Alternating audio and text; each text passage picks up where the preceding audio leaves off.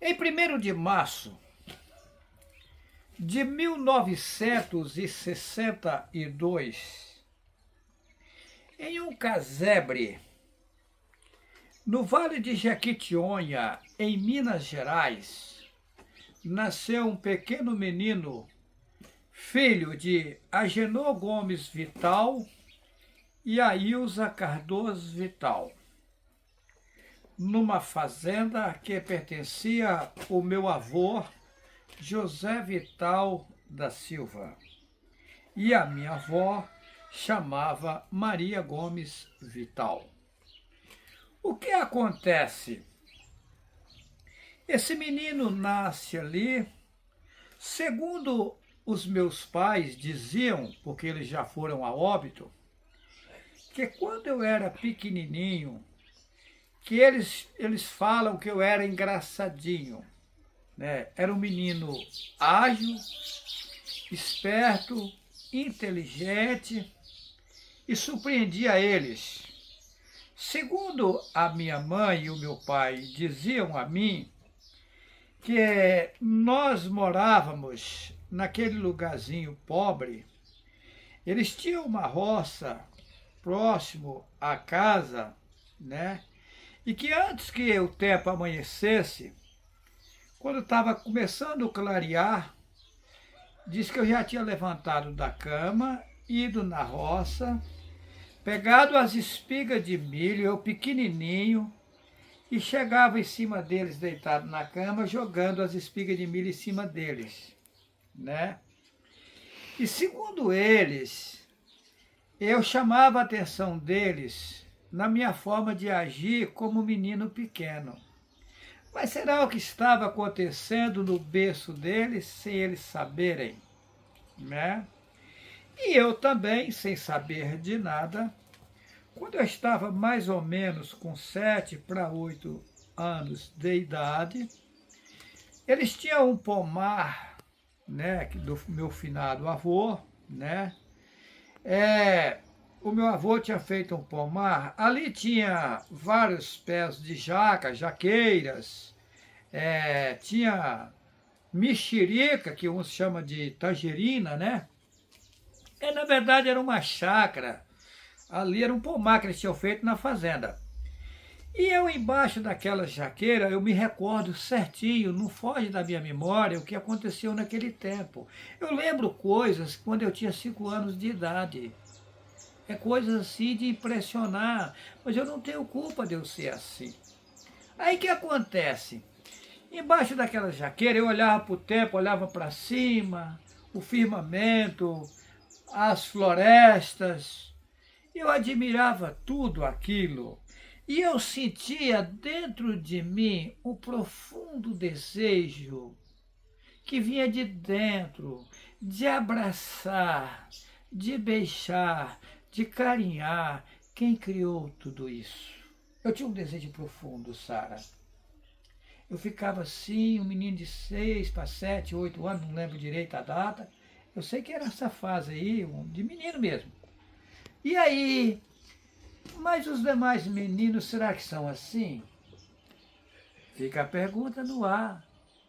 Será que tinha algo de impressionar o mundo, de revolucionar o mundo inteiro comigo e nem eu mesmo sabia?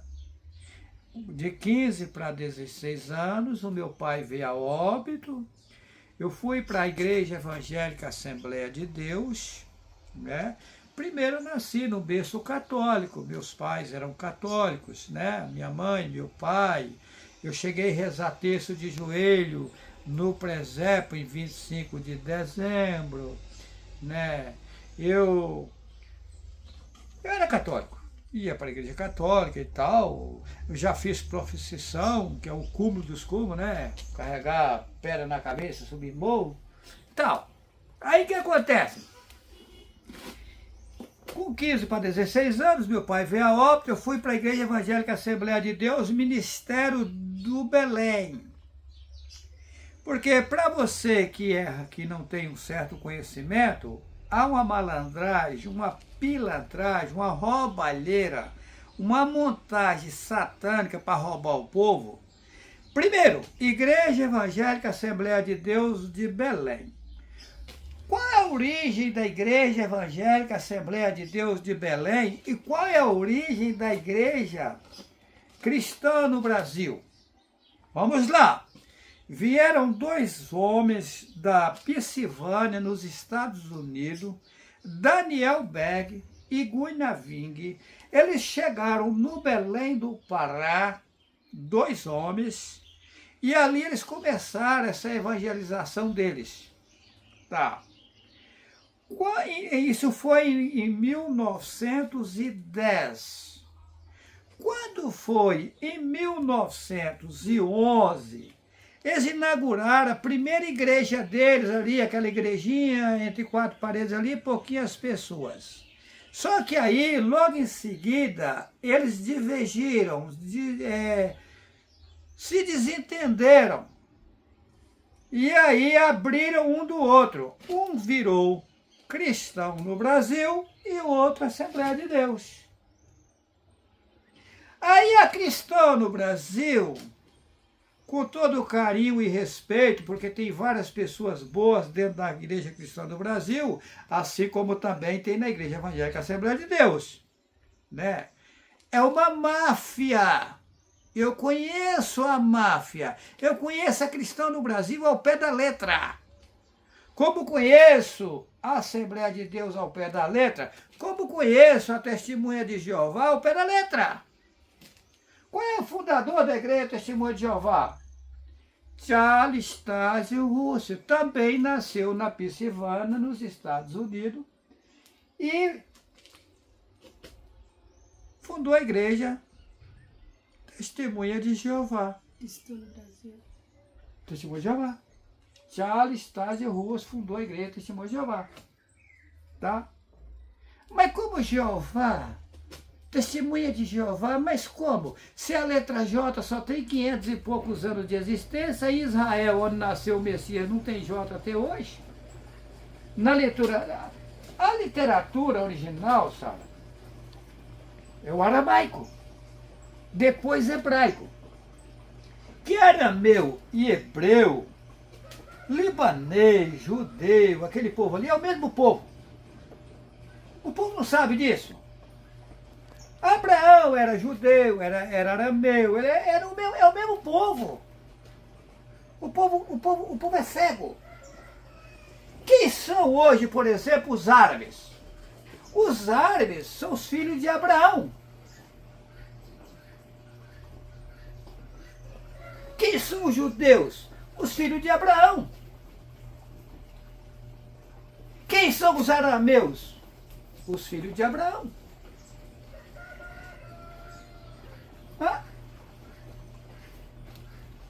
O povo hebreu, que eles falam judeu, é os filhos de Abraão com Sara. O povo árabe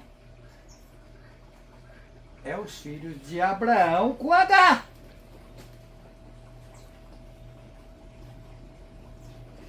Todo esse povo é o mesmo povo. Porém, Yahweh tem um projeto de salvar todas as nações, independente de clero.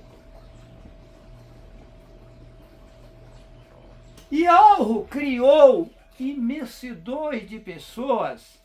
Só que Satanás tem algo profundo aí que eu nunca quis soltar concernente a Satanás. O povo não sabe quem é Satanás. Sabe nada? Eu sei. Satanás não é do jeito que o povo está dizendo aí. Não, eu conheço Satanás. Ele é além da sua imaginação. Satanás não é umzinho, não. É tanto que ele conseguiu dominar esse mundo todo aqui e está governando. Como é que ele é umzinho qualquer? Quem está no poder hoje, governando? Poder legislativo, executivo de todos os países? Satanás. E todas as pessoas que estão no poder pertencem a mim. E querendo ou não, acreditando ou não, vocês vão depender da minha pessoa. Não estou inventando. Vocês acham que essa mulher aqui casou comigo porque ela é bonita, porque eu interessei nela? Não. Não. Eu nem sabia que ela era Sara. Não.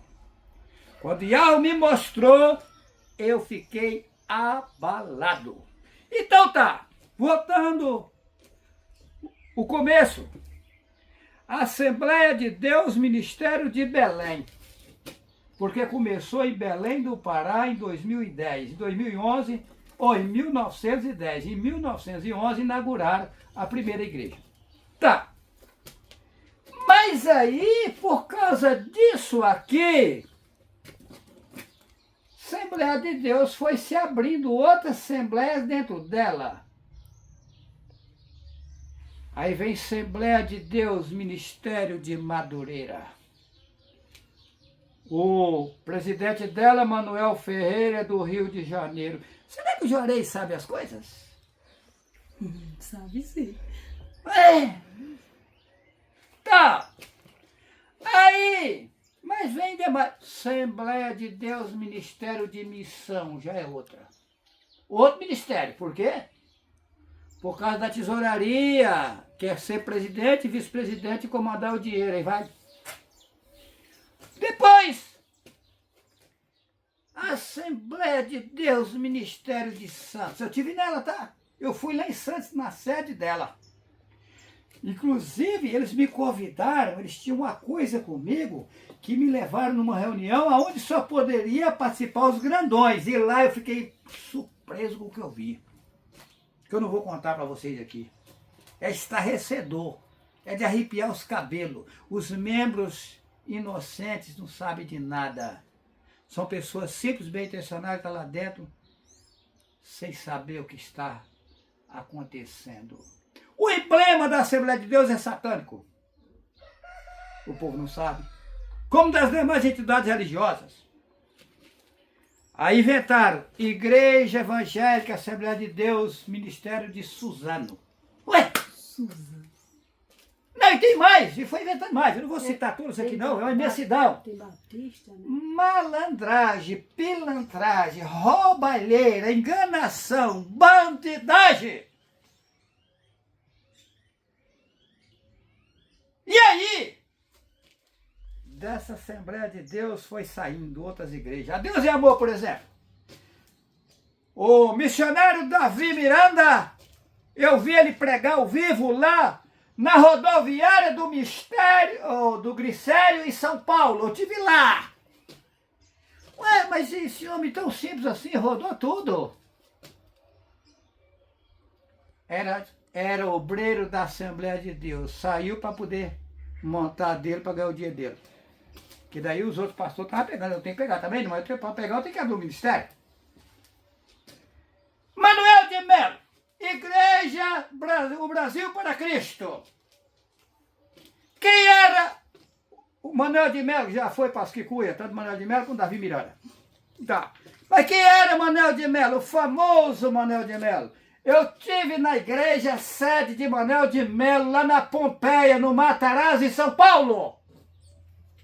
Será que eu conheço? Ou eu estou inventando? A capital maior do Brasil é São Paulo. Eu já andei em São Paulo de trem, de metrô, a pé De carro. e de carro próprio. Eu comprei no centro de São Paulo, no Brás, 11 anos. Eu tinha loja, primeiro eu comecei como camelô, lá em São Sebastião, litoral norte de São Paulo. Primeiro eu fui solteiro para São Paulo. Trabalhei no centro de São Paulo. Eu conheço o centro de São Paulo. Eu saía de São Miguel Paulista. Tá? Eu morei no Jardim Maia. Conheço o Jardim Helena. Eu conheço São Paulo. é lógico, conhecer São Paulo ao pé da letra ninguém conhece. Mas eu tenho um amplo conhecimento da cidade de São Paulo. Então, eu saía, levantava de madrugada, tá? Para pegar um ônibus até Jardim, até São Miguel Paulista, depois pegava um trem que era igual sardinha na lata para ir para o Brás, ou para ir para o Parque Dom Pedro. Tá? E às vezes eu ia de ônibus, pegava um ônibus e ia direto ao Parque Dom Pedro. Descia no Parque Dom Pedro, subia ali, chegava na Praça da Sé, passava a Praça João Mendes, trabalhei primeiro na Rua Conselheiro Furtado. Depois passei a trabalhar na Rua da Glória, primeiro na Rua da Glória, depois Rua Conselheiro Furtado. Depois eu saí dali, fui para Guarulhos. Depois do bairro dos Pimenta, a entrada da Água Chata, trabalhei na fábrica de doces Neuza Limitada. Mas por que eu teria que passar por tudo isso? Agora, como vendedor ambulante, eu conheço São Paulo, conheço a Estação da Luz, conheço 9 de Julho, Liberdade, que é o centro de São Paulo, né? Conheço Rodoviária do Glicério, eu conheço o Brás, as ruas do Brás. Uma vez, Sara, eu fui num ônibus de excursão, no ônibus de linha. Às vezes eu ia de ônibus de excursão, depois eu ia de ônibus de linha, e às vezes eu ia, com o tempo eu consegui comprar carro, passei de carro próprio para São Paulo. Tá. Uma vez eu fui num ônibus de linha para São Paulo. Quando eu desci, umas mulheres que tinham vindo lá de São Sebastião, de onde eu tinha vindo, perguntaram para mim assim, como é que eu faço para ir para o Brás?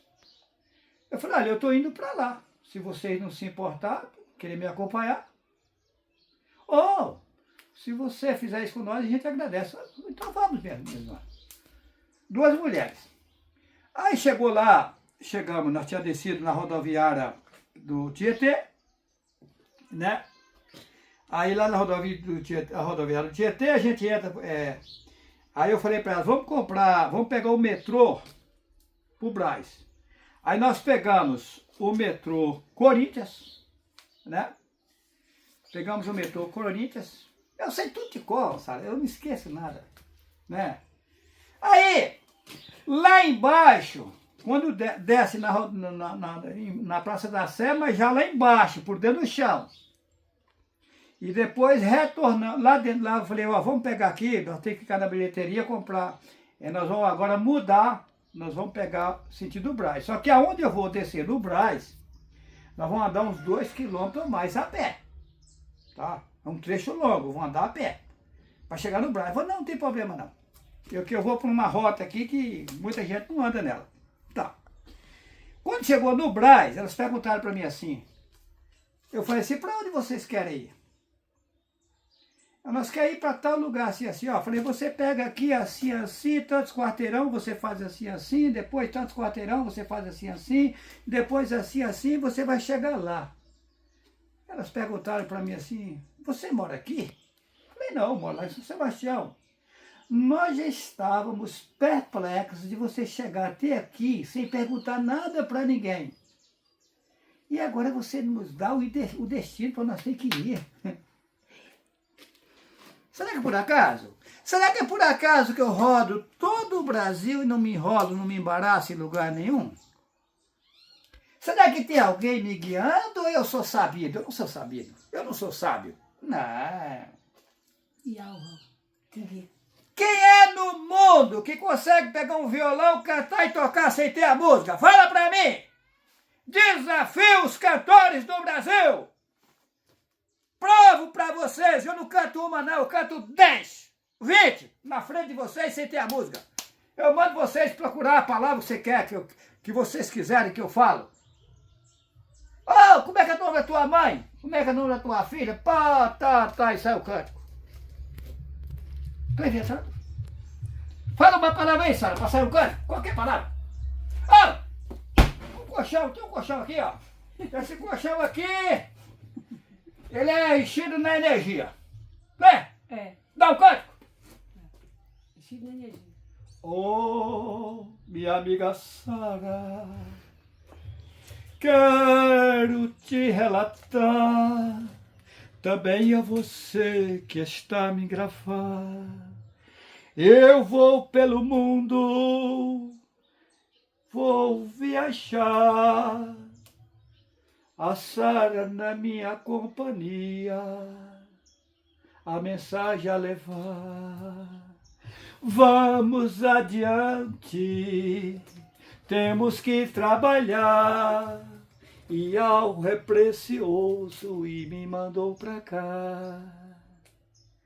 Nas nossas viagens, às vezes temos que parar em um cochoado, às vezes temos que deitar. Deitamos e repousamos em um colchão e um cobertor para nos ajudar. E algo é precioso me enviou para cá, querendo ou não, a população de mim vai precisar. Sara! Sim. Eu tenho, Sara, 100% de certeza que não tem umzinho nesse mundo que não vai precisar de mim. Eu acredito sim, também tenho 100% de certeza. Sara, eu estou segurando, Sara. Já foi me dado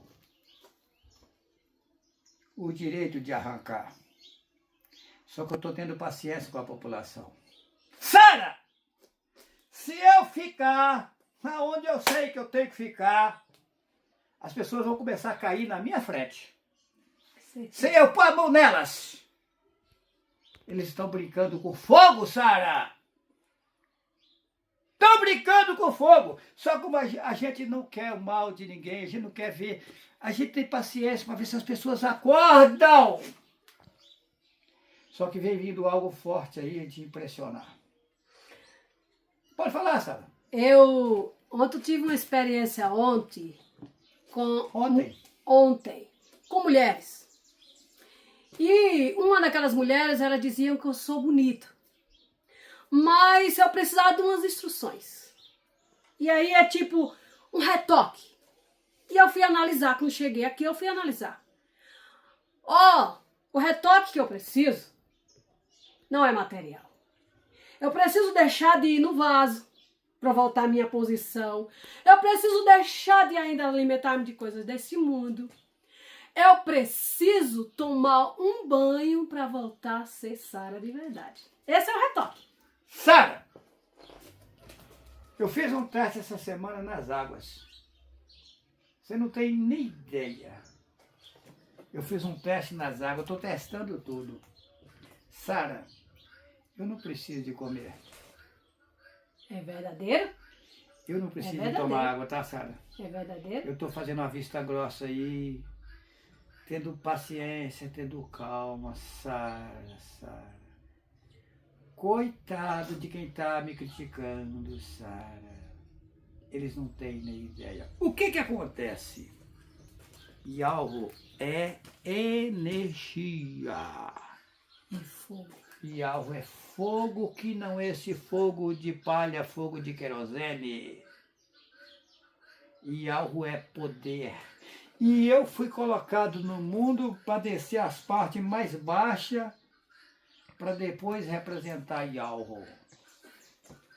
Colocaram lá em João, no princípio era o Verbo e o Verbo era Deus. E o Verbo estava com Deus.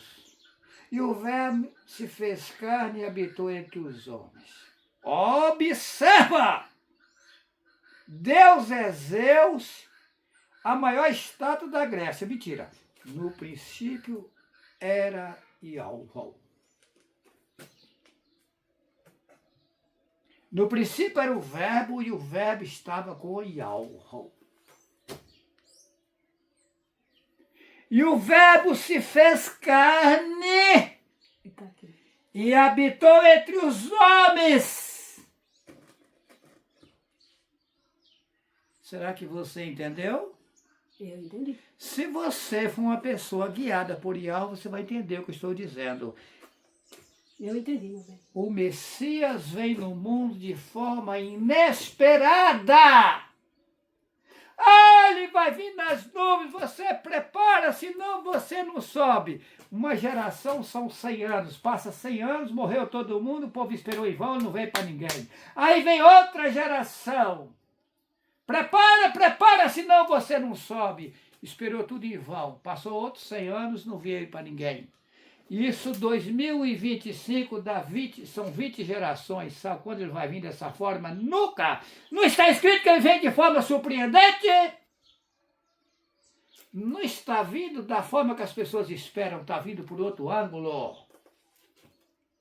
O ângulo é inesperado, não está dito que é inesperado? E como é que vocês duvidam? Isso é fora. Dois estão no campo. Um será levado e deixado o outro. Aí você pergunta para esses pastores cegos, quem são os dois? Você e sua mulher. Sua mulher estava preparada, foi, você não estava, ficou, e Yahweh me mostrou. Não, isso é mentira. Os dois é você, Juarez. Quando o homem ou quando a mulher morre, o corpo fica no túmulo e ela sai do corpo e vai para um outro lugar. Qual é o lugar? Vai depender do que ela plantou no mundo. O seu futuro depende da sua vida agora. Se você viver passando a perna nos outros, mentindo, enrolando, enganando, você vai ficar em más lençóis no futuro. Se você plantar o bem, trabalhar bem, respeitar e tal, lutar para fazer só o bem, Yahweh vai te levar para um bom lugar. Que assim seja. Que assim seja. Vamos avante! Que assim seja. Ô, Sara, eu gosto de você. Também, meu